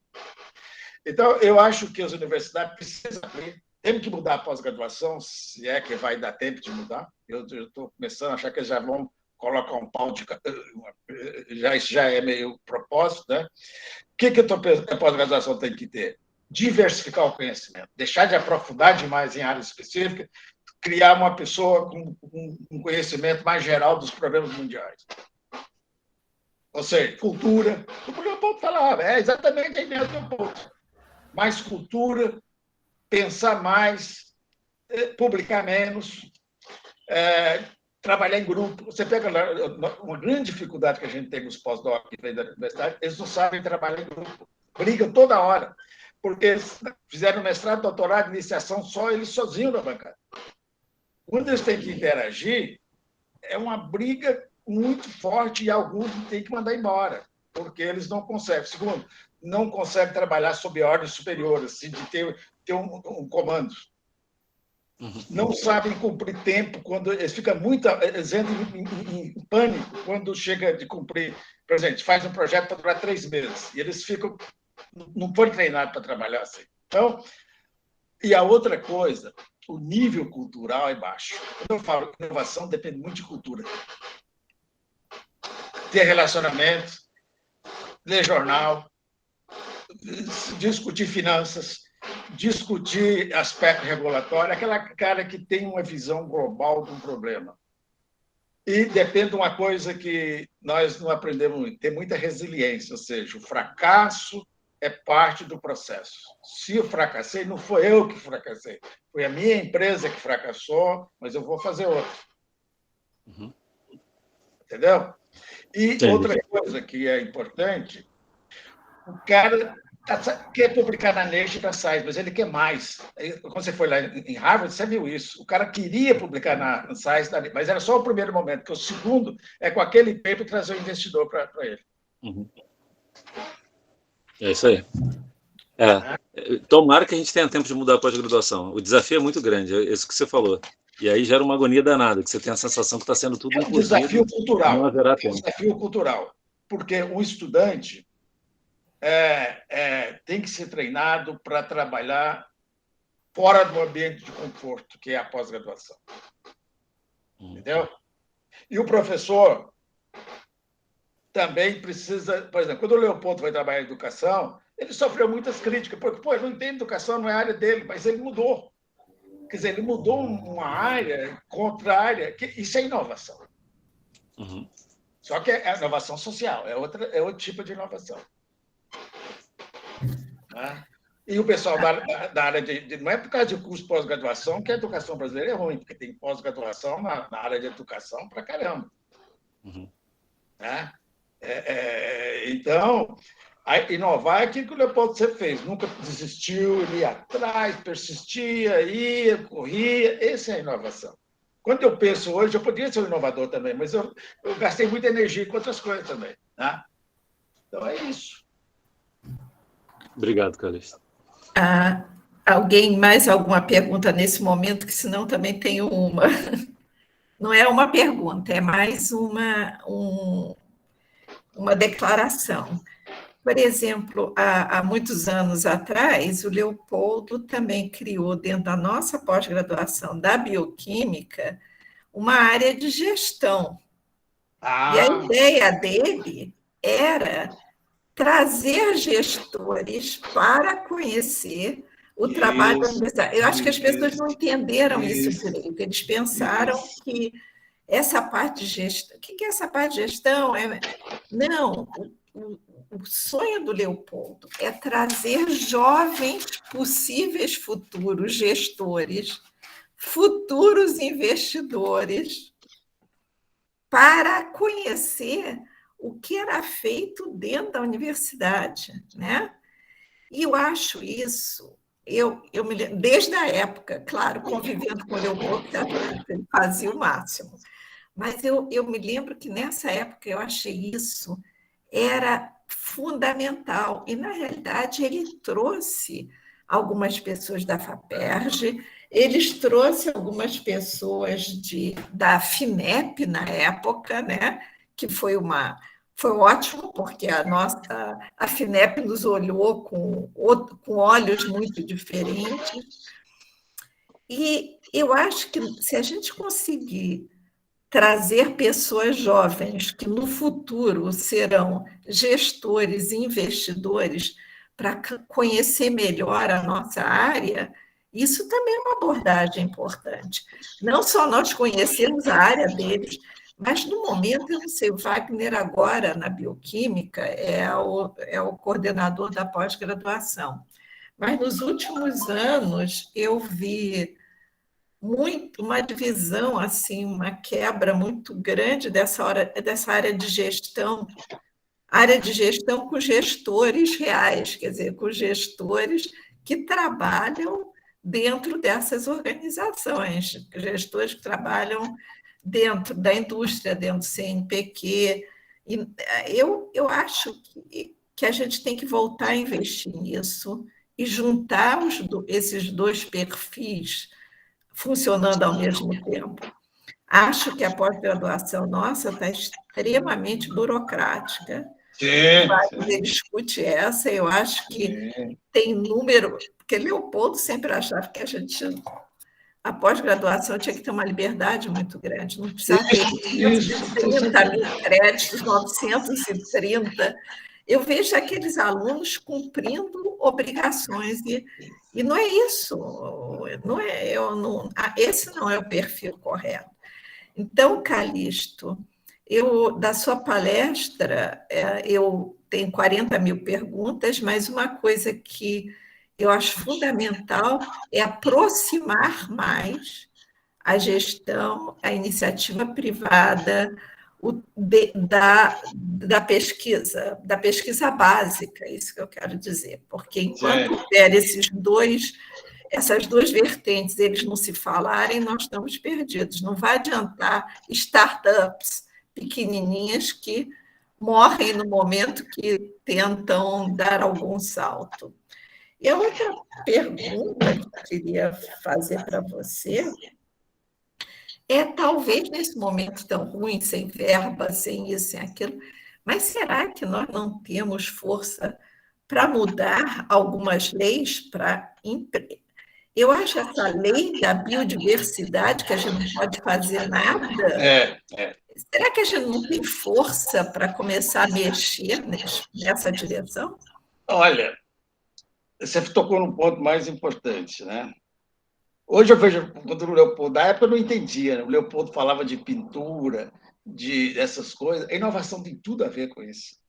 Quer dizer, quando a gente começa a entrar nesse campo da cultura, daquelas coisas que estão no na cabeça que você não acha que não vai usar nunca, no processo de inovação elas vão aparecer. Por quê? Você tem que sair da zona de conforto. Você começa a lidar com pessoas, até para fazer uma entrevista, você vai ter que mudar, para falar com um banqueiro, para falar com uma pessoa que requer uma outra educação. Eu acho que a sua pergunta é o seguinte: o Brasil, a gente transformou a pós-graduação numa coisa manual e de trabalho manual. Ou seja, as pessoas trabalham muito pouco com a mente, muito mais com manual, experimento. Por outro lado, quase tudo vai virar uma tese, mas uma pessoa não vai virar um doutor. Quer dizer, isso aí é muito claro, muito claro. Então, a gente tem que fazer realmente uma seleção bem feita, e agora, com abundância de bolsa, não dá para fazer. É igual as revistas científicas, virou predatórias. Uma coisa que era absolutamente correta virou uma coisa predatória. A pós-graduação, ela devia ser mais seletiva e dar mais oportunidade para realmente os gênios, como é na música, como é que esse cara que realmente quer fazer. O que a gente está vendo explodiu a pós-graduação de uma maneira que a gente precisava do controle dela. Não nos melhores centros, mas nos piores, porque você já viu aquela história de aonde dá mais filho e aonde não deveria ter muito filho, porque não tem condição. Quem forma mais gente é os cursos mais fracos, porque ninguém vai controlar aquilo e vai aumentando, e chega nesse problema que nós estamos vendo aí. O que eu acho que nós estamos chegando perto, Viva, é de aproximar as pós-graduações, mas trabalhar em grupo, trazer investidor, trazer gente do teatro, trazer palestra, trazer gente de tudo, como o Leopoldo já fazia. Porque esses conhecimentos é que vão mudar a vida das pessoas, não é a enzima que ele vai descobrir. O que está na cabeça dele, a vivência, os contatos. O que acontece? Quando o sujeito forma, ele está com meia dúzia de contatos. Se ele está na parte de inovar, de fazer, ele já conversou com um monte de gente. Então, eu acho que nós estamos diante de uma mudança que deveria ser feita. E aí entra na questão da biodiversidade. Por que a gente não avançou na biodiversidade? Porque nós burocratizamos o estudo da biodiversidade. Fazendo mais do mesmo, mais do mesmo, mais do mesmo. Ninguém quis fazer aqueles trabalhos que aqueles 2 prêmios Nobel quis fazer, que é pensar diferente, mudar a maneira, produtos que todo mundo vinha estudando a vida inteira, eles pegaram de 2.000 anos a pimenta e criou uma nova história do mundo. Né? Agora, quando eu penso que a gente perdeu muito tempo achando que estava fazendo certo, mas não estava, porque a avaliação da Casa foi muito boa por um tempo. Mas depois que a massa crítica foi aumentando, a gente devia ter mudado o patamar. E fazer a pós-graduação mais amplo, critérios mais amplos, ver, por exemplo, se tem interação com áreas da ciência, das artes, das outras coisas. Isso que você falou, porque fazer uma cabeça abrir para o mundo não é uma coisa fácil, não. A gente nasce nas famílias, a gente nasce e convive, e pior de tudo do nossa questão é ir nos mesmos congressos, conversar com as mesmas pessoas, discutir os mesmos problemas. Esses não são os problemas do mundo. Entendeu? Então, eu mesmo, muitos de nós faz isso. Eu vou naquele. Quer dizer, por que eu não fui em outros congressos assim, multidisciplinares? Numa feira de ciência, uma coisa assim, para conhecer outras ideias. Né? Isso está fazendo falta para nós. Né? Mas eu tenho muita esperança, como o Leopoldo também falava. Quer dizer, as crises não vão durar para sempre. A gente precisa ter essa esperança de que tem um fim. Agora, eu não tenho muita dúvida que tem muitas áreas que o governo quer destruir. Né? A cultura, você que está mais no Rio, né? Não sobrou nada da cultura, praticamente. Né? Destruíram tudo.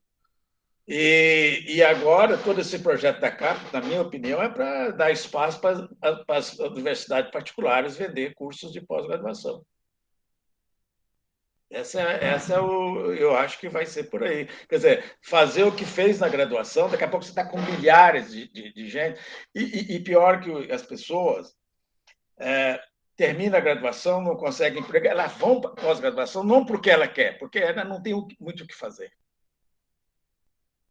Né? Aí você tem uma bolsa ainda, melhor. Então, eu acho, Vivi, que a gente... Quer dizer, se eu tivesse com o Leopoldo começando o programa Nosso Talento hoje, eu ia entender perfeitamente que aquele era o caminho para a gente evoluir para uma coisa maior. Ele queria... o Leopoldo falava muito na televisão. Acabou que a televisão hoje é aquilo que ele pensava. Canais, as religiões fazem isso, beleza. Tem canais e canais dedicados. Então, uma maneira de a gente resolver isso é uma universidade como a do Rio, que alto nível, criar uma consciência de que as coisas precisam ser mudadas e quebrar essa burocracia, essas coisas bobas, né? Compartimentalização de departamentos, a coisa toda aí, e ajudar a resolver. A pandemia foi muito ruim, mas ela nos mostrou as nossas deficiências de uma forma assim, muito, muito grave. Quer dizer, a gente teve a infelicidade de pegar um governo desse. Mas eu acho que a minha esperança é que os jovens que estão passando por esse desafio, é como numa guerra, ele vai sair mais forte, mais resiliente. Pode não, quer dizer, ele vai aprender a enfrentar desafios. Não tem muito mais jeito. Porque a Europa saiu destruída da Segunda Guerra. E você vê a Alemanha hoje, você vê outros países sobreviverem e criar. Então, eu acho... Agora, precisa ter líderes, né? Esse é o problema. Alguma pessoa tem mais perguntas? A gente tem que aproveitar enquanto o professor Calixto está aqui. Não para falar. Não. Eu queria fazer mais uma, depois Clélia, que tinha uma lista de perguntas, também pode fazer, né? Mas eu queria fazer mais uma pergunta, e é o seguinte: a sua estrutura agora, Calixto, não é universitária, não é de uma empresa, etc. Isso. E você tem pós-doutorandos, você tem eu queria entender como é que a sua estrutura se liga com a parte de formação de novos líderes. Bom, a gente tem mais ou menos um grupo pequeno de 35 pessoas, 40. E tem nesse processo uma hierarquia muito, muito bem determinada. Então, você tem quem compra, é aquilo que a gente sonhava até. Você tem quem vai limpar todos os dias, os banheiros está tudo limpinho, todas as coisas. Você tem quem vai atender os telefones, você tem vigia que está fazendo, você tem os técnicos, depois você tem auxiliar técnico, tem os pós-doutores. E depois você tem os pesquisadores sênior. Né? Mas tudo tem, a gente faz reuniões, tudo é muito bem coordenado. E o problema, como sempre, é o dinheiro, né? Para você ter isso aí, você tem que ter o dinheiro. E isso é um sofrimento que difícil, né? Por que é difícil? Porque os governos, a prioridade do governo, de um governo, o outro já não é, a tal da política de Estado. Né? Então, você fica nessa dependência. Agora, por outro lado, é um ambiente de um silêncio absurdo. Todo mundo chega na hora certa. Outra coisa, 5 horas não fica ninguém, porque se ficar tem que pagar hora extra. Entendeu? Mas às 8 tem que estar, 8h30, tem que estar lá. Então, é isso. Pelo final de semana tem rodízio, se a gente vai lá, ele computa a hora para folgar no outro dia. Então, nós temos muito tratamento no final de semana, tem que ir e tal, tudo é feito. Depois, Vivian, o que eu acho que os pós-doutores vão para lá, eles não têm um projeto de pesquisa, eles vão viver o processo do centro. Ou seja, eles vão viver, eles não podem ser responsáveis por nada, porque eles não são nem funcionários, tem doutor. Então, eles vão aprender a pensar, vão aprender a discutir protocolo, vão aprender a tomar decisão, vão aprender a trabalhar em grupo, porque eles não sabem, e vão aprender a respeitar a hierarquia. Eles têm que aprender. Isso tudo é no dia a dia, né? E eles sabem que os técnicos, eles podem pedir para os técnicos, mas eles não podem pedir para o doutor. Se pedir, pode negociar, mas eles têm que saber disso. Né? Outra coisa, eles não têm horário rígido, mas eles não faltam sem avisar. Porque todo mundo vai. Entendeu? Então, eles aprendem a trabalhar num esquema mais ou menos. Outra coisa que eles têm que fazer, muito, a gente discute muito projeto de inovação, muitas coisas de inovação, e a gente vê que a maioria deles não foram treinados na universidade a ser independente. O que é ser independente? Tem que ter opinião própria, tem que emitir opinião, tem que criticar, tem que fazer e tal. Então, isso ele tende a ficar assim, refugiado, depois eles entram. Então, todos, nós já tivemos mais de 20 ou 30, que eles ficam 1, 2 anos, todos estão empregados ou estão no exterior, todos. Porque eles saem e já saem com um currículo melhor, né? Então, eles aprendem boas práticas de laboratório, aprendem a discutir uma série de coisas, mas o fundamental é que eles aprendem a inovação fazendo inovação. Entendeu? Então, eles veem, porque eles sabem de tudo. Outra coisa que eles são obrigados, a primeira coisa que eles assinam é um contrato de sigilo. Engraçado isso, né? Porque eles sabem tudo que acontece lá dentro. E lá tem uma indústria brigando com a outra, competitiva. Então, eles sabem que está ali não pode sair, contar para o namorado, contar para ninguém. Isso é outra coisa muito que a universidade a gente não aprendeu. Eles já têm patente, alguns deles, vários, já têm 1 ou 2 patentes. E agora, esse trabalho que eu mostrei da coisa, a gente está mandando para uma grande revista, se conseguir, eles vão ter um trabalho numa altíssima revista. Então, essas coisas assim, mas nós não temos objetivo de publicar. Nesse caso, aí é porque a gente tem que mostrar para o mundo o que a gente está fazendo. É assim que os medicamentos surgem. Você faz a patente, mas em seguida você mostra para os pares que aquilo tem atrás de uma ciência atrás. Né? Agora, a gente tem feito.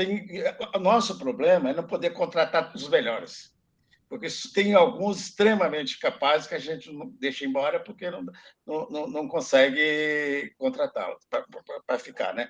E depois que a bolsa está muito. Então, a bolsa a gente tem que acabar complementando ou ajudando. Mas o que a gente tem visto é outra coisa.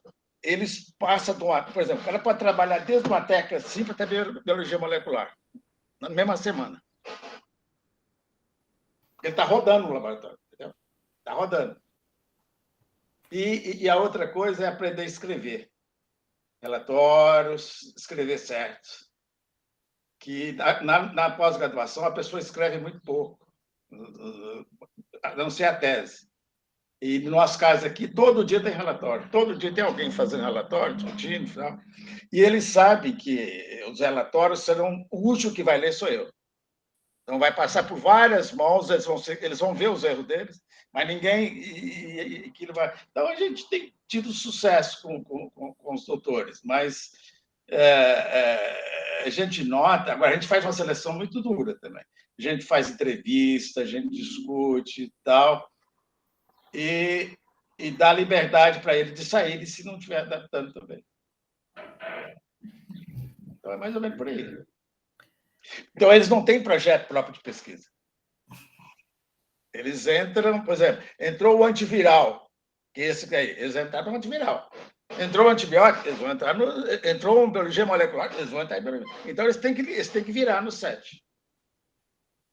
As vacinas agora. Eles estão sabendo um monte de vacina, porque as vacinas estão sendo testadas aqui. Eles já sabem vacina, porque aí nós temos que estudar, fazer seminários, entender sobre vacina. Então, é por aí que a coisa vai. Clélia, agora, você quer...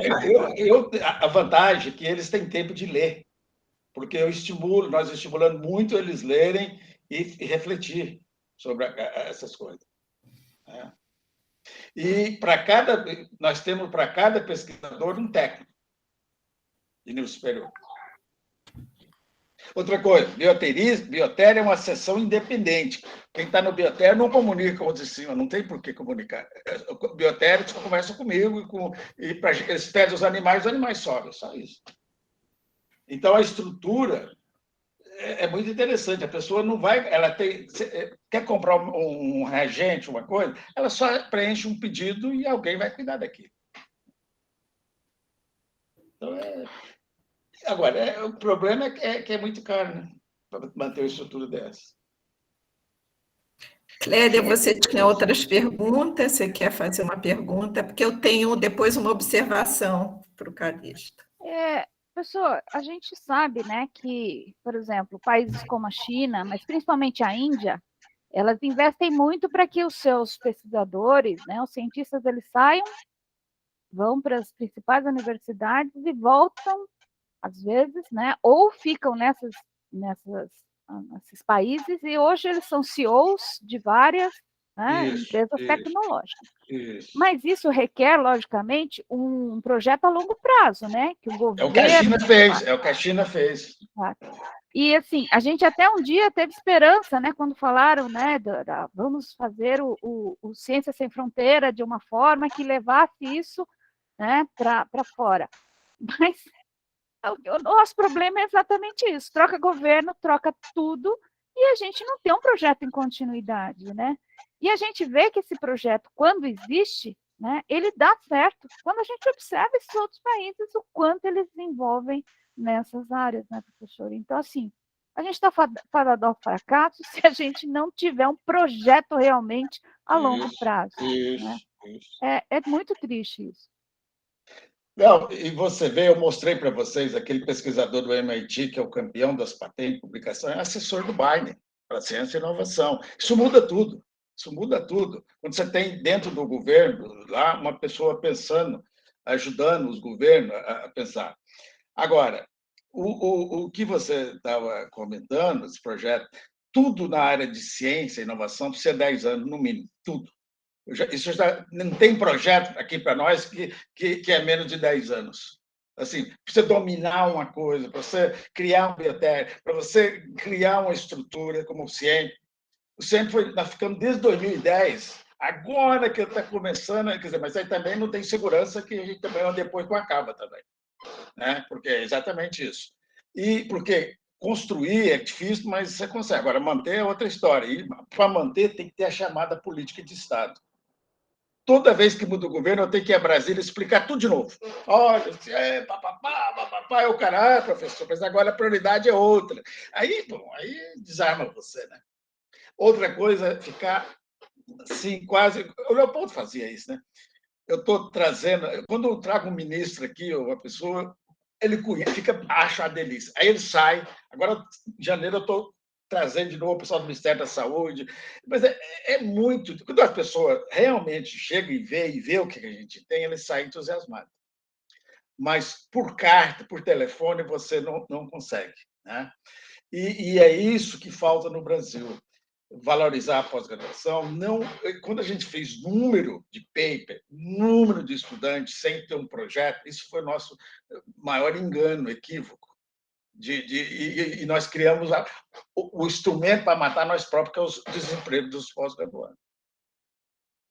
Né? Que realmente nós tínhamos que ter pensado, foi claro que não era problema só nosso, mas nós tínhamos que ter pensado, porque a ideia que eu lembro naquela época, vamos formar recursos humanos, não tinha que formar, isso vai refletir na inovação, porque isso aconteceu num tempo passado nos países que estavam em desenvolvimento, mas aconteceu porque as pessoas tinham a cabeça melhor. Exemplo, aqui no Brasil, você não vê um rico deixar a herança dele para uma instituição de pesquisa, nem para... Nos Estados Unidos, é a coisa mais comum nessa área que nós estamos trabalhando. A família que tem um doente, um paciente perdeu, ele doa toda a riqueza daquela pessoa, ou próprio as universidades. Então, o americano, o europeu, ele trabalha muito para ficar rico, mas ele não quer morrer rico. Ele quer que aquele dinheiro seja útil para uma outra coisa. Isso faz uma diferença brutal aqui no Brasil. Porque as universidades, as pessoas vão deixar dinheiro para 10 gerações, 20, porque é tanto dinheiro mas é incapaz de doar para uma universidade, para um instituto, Então, isso é o nosso drama. Mas eu acho que a pós-graduação é a coisa mais difícil de mudar, porque enraizou conceitos. E outra coisa, tem uma zona de conforto nessa coisa de ficar num mundo mais fechado, que você fica muito confortável. Né? Agora, eu lembro do Leopoldo ter que brigar, e coitado, ir atrás de dinheiro e tudo, e dizer, mas você não é da área, você não... Ele querendo explicar. Aquilo é uma mudança radical no sistema. Mas eu lembro também que cada governo tinha que voltar a falar de novo. Né? Então, eu já estou calejado. Chega numa hora, tem uma coisa que você detestava, você fica cara de pau. Onde você tem tanta certeza que você está certo, que você vai lá e briga. Para não deixar morrer. Né? Mas é isso aí, a gente está... Olha... Eu acho que são várias pessoas já saíram, é 1 minuto para as 6. Então, eu iria convidar a Clélia e Wagner para... Eu agradeço de minha parte enorme ver você aqui de novo, Calixto. Agora, eu gostaria de convidar a Clélia e Wagner para agradecer e talvez encerrar. Eu agradeço muito. Essa palestra me fez refletir muito sobre o Leopoldo, né? Porque eu passei o tempo todo pensando nele. Né? Assim, por que eu vou falar, mais ou menos, e tal. Mas depois, chega numa hora que as coisas se imbricam na sua cabeça, você acha que tudo é a mesma coisa. Né? Você vai vendo o que a gente fazia, o que eu estou fazendo, o ideal era sempre o mesmo, era melhorar a sociedade.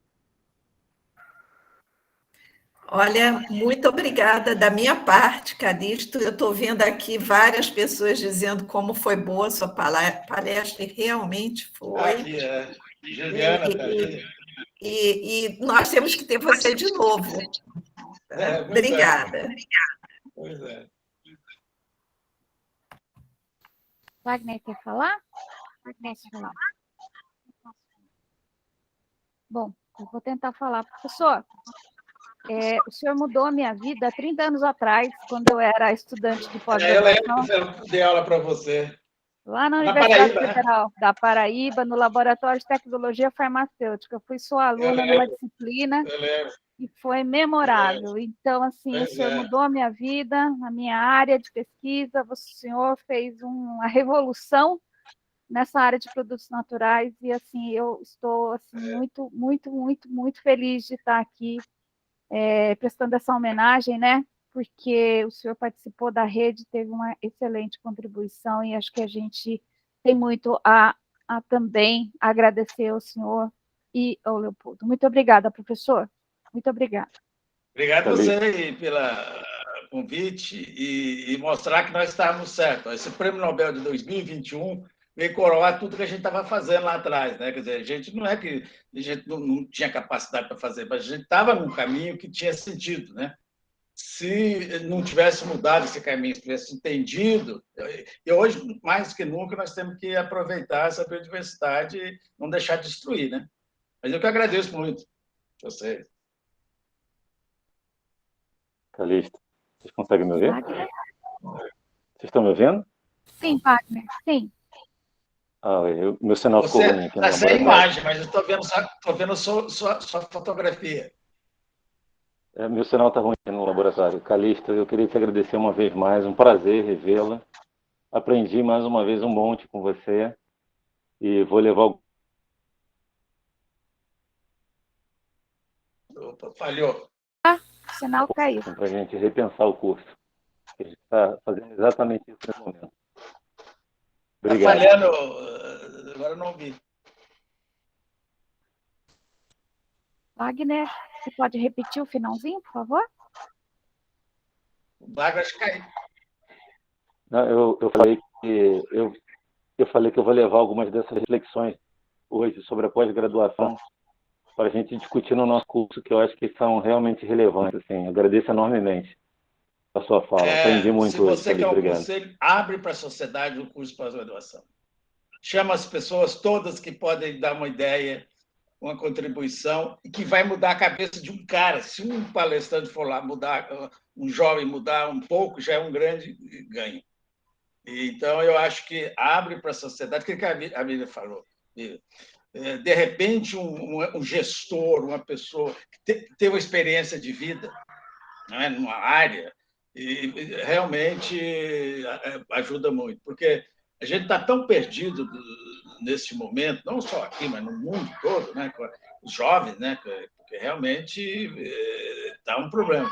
Que a experiência de quem já passou por crises e já viveu, já fez, é uma coisa que pode enriquecer muito a pós-graduação.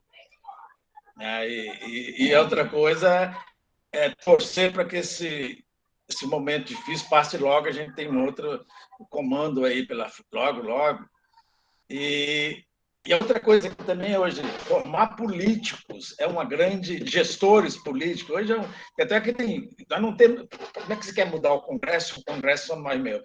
Tem que criar uma mentalidade jovem. Então, os cursos de ciências sociais, humanas, teriam que ter essa contribuição também, para dar uma outra visão aí dessa coisa. Porque, na verdade, a coisa que mais me assusta nesses 2 anos é a ignorância que o Brasil tinha, a gente não sabia. Tanto radicalismo, né? E não é ligado a quem não estudou, não, pelo contrário, tem gente que estudou também, né? E tive a chance de mostrar esse lado que a gente não... Racismo, contra ciência, contra cultura, isso nunca tinha manifestado, ninguém tinha essa ideia clara na cabeça, né? E ela deve estar dentro das pós-graduações também. Uhum. Porque isso veio do leito, da casa, criação. Né? Então, essas coisas precisam mudar. Eu acho que tem que tirar desse legado tão ruim, vai ficar alguns aprendizados. Agora, é um legado tão ruim que, no meio de uma crise sanitária, quer dizer, é um encontro de correntes marítimas, de tudo de ruim, né? No mesmo momento, né? E você vê, mesmo assim, as pessoas não têm empatia nenhuma com o sofrimento alheio.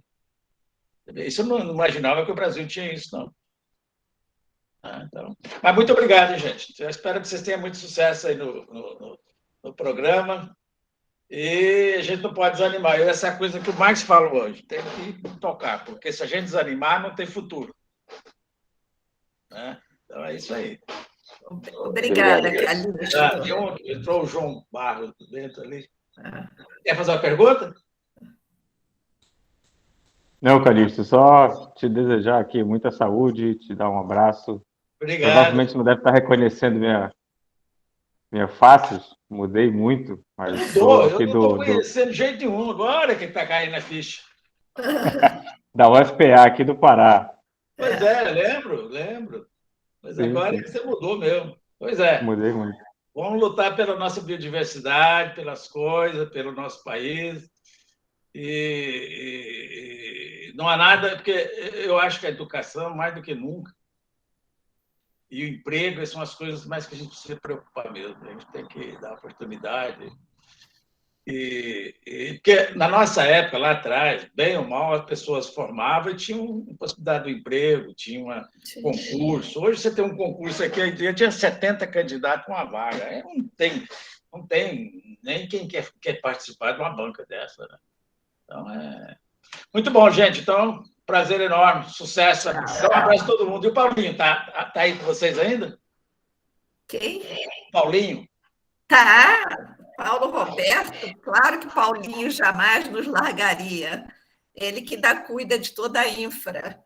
Tá ótimo. Um abração para ele. Você sabe que lá no centro tem um ex-aluno, um dos nossos técnicos, é um ex-aluno lá do Projeto Vita, lá de trás. Hoje, trabalhando com a gente ainda. Fez mestrado e tudo, mas aí ele não conseguiu emprego, a gente conseguiu emprego. Era um rapaz muito pobre, né? E hoje ele é um dos nossos técnicos de nível superior, com mestrado, tudo, trabalha lá. Então... Agora sim, lembrou de muitos bons tempos, hein, João? Tem um lá. Muito bom tempo. E aí...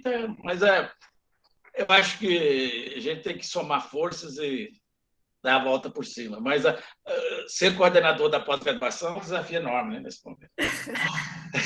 Realmente, tudo que... Então, um abraço para todo mundo de vocês aí. A gente se vê algum momento aí que não sei quando, tá bom? Tchau. Obrigado. Tchau. Tchau, Calixto. Um abraço. Tchau, abraço para vocês também. Tchau, velho. Obrigada. Nada. Tchau, obrigada.